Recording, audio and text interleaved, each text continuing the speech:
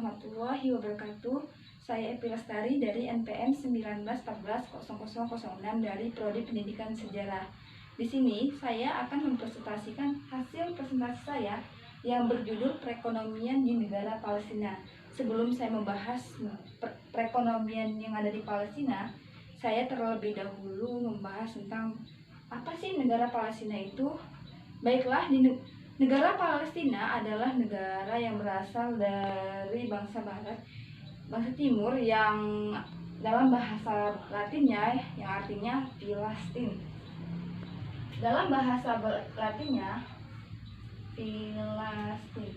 Apa sih yang artinya Filastin ini? Filastin ini adalah masyarakat yang bertempat tinggal di pesisir pantai. Nah, selanjutnya saya akan masuk ke bendera yang ada di negara Palestina. Ini pasti sudah tahu semua bendera di negara Palestina ini seperti apa.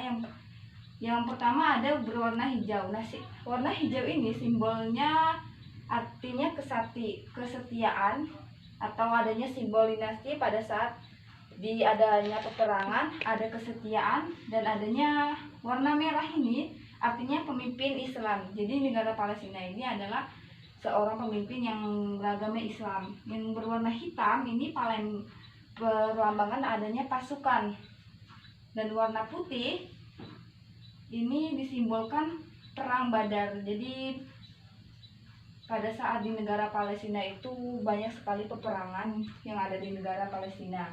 Selanjutnya ada mata uang. Nah, mata uang di negara Palestina ini ada dua. Yang pertama ada shekel baru. Nah, shekel baru ini berbentuknya koin seperti yang ada di Indonesia, berbentuk koin, dan ini ada angka 1, berwarna coklat juga. Nah, yang kedua ada dinar Yordania, berbentuk kertas.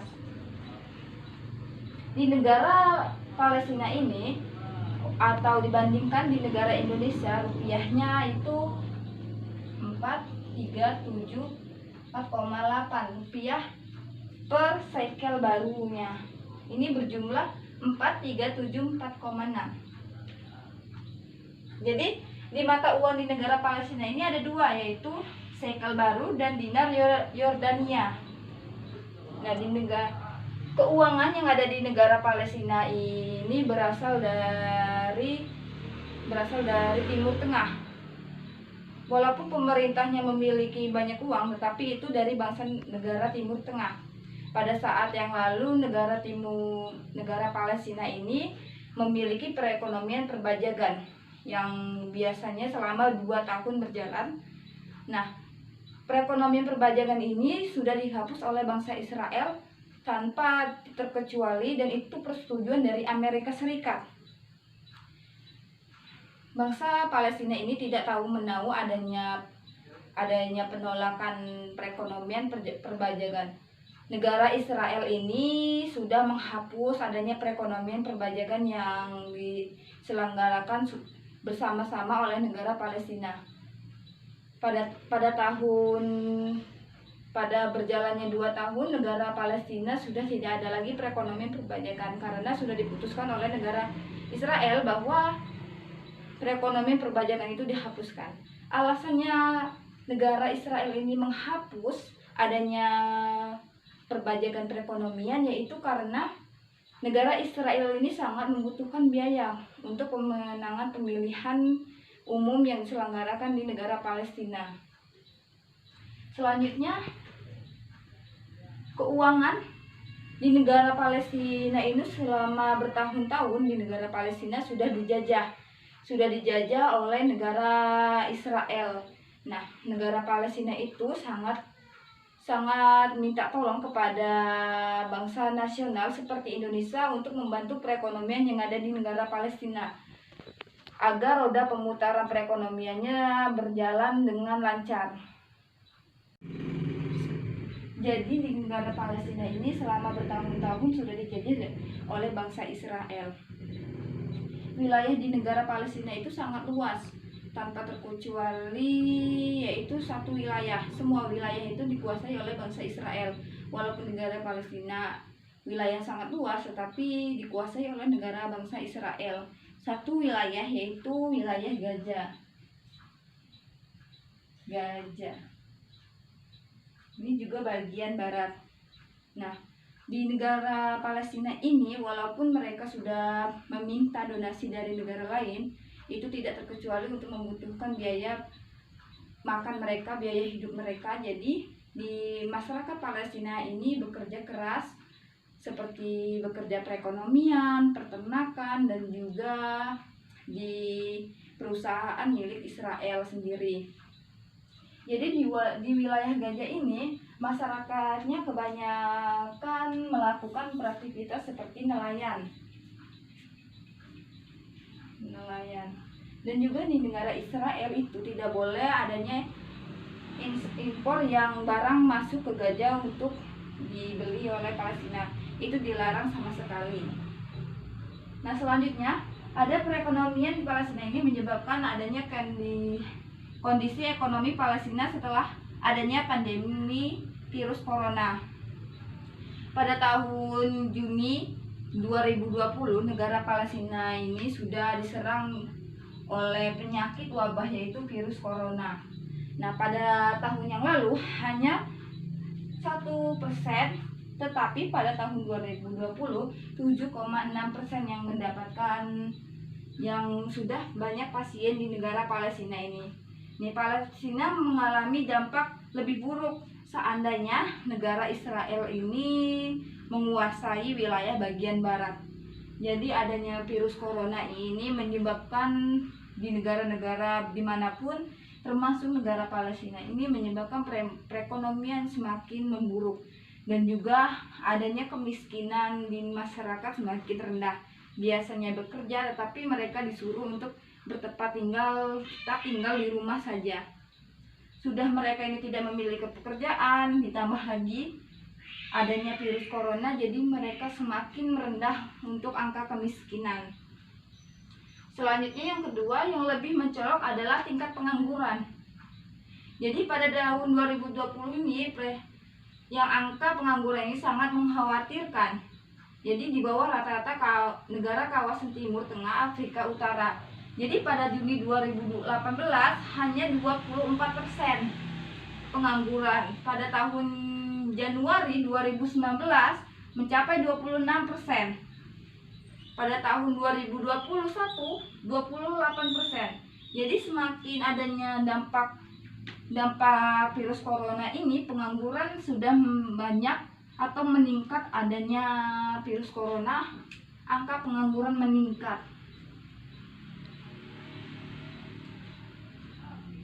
Yang biasanya 24%, 26%, sekarang 28%. Angka pengangguran semakin meningkat. Yang ketiga, ekonomi digital dapat mengatasi hambatan geografis. Ini juga pada tahun 2020. Mendorong pertumbuhan ekonomi, menciptakan lebih banyak tenaga kerja, yaitu terutama di masyarakat Palestina. Biasanya mereka pengangguran, tetapi dengan berjalannya waktu, banyak juga tenaga kerja yang dibuka oleh kaum muda yang ada di negara Palestina, yaitu mereka membuat adanya startup yang didirikan oleh pemuda-pemuda yang ada di negara Indonesia. Negara yang ada di Indonesia membantu juga di negara Palestina, yang disebut dengan populasi. Nah, populasi ini bisa disebut dengan kaum muda yang banyak merak di internet. Nah, itu juga bisa membuat ekonomi digital semakin berkembang dan di negara itu sendiri. Nah, ekonomi digital ini mengatasi hambatan geografis, mendorong pertumbuhan ekonomi, dan juga menciptakan lebih banyak tenaga kerja bagi di masyarakat Palestina itu sendiri. Nah, selanjutnya ada Raja Yordania ini desak Israel untuk vaksinasi warga Palestina itu sendiri. Bahwa Raja Yordania ini untuk Palestina yang berada di bawah pendudukan mereka yang tepi barat, yang jalur Gaza, adalah suatu hal yang kontroversial di negara Yahudi. Israel telah meluncurkan vaksin yang ada di negara Palestina untuk masyarakat Palestina itu sendiri, namun tidak dengan Palestina. Jadi, negara Yordania ini memutuskan untuk Israel untuk vaksinasi warga di negara Palestina. Tetapi bangsa Israel tidak setuju. Nah, bangsa Israel itu memutuskan warga masyarakat Palestina ini tidak boleh menggunakan vaksin. Israel telah meluncurkan program vaksinasi sebulan yang lalu, tetapi hampir 2,8 juta dan 9 juta penduduknya telah menerima suntikan vaksinasi. Yang pertama dengan jumlah 2,8. Selanjutnya ada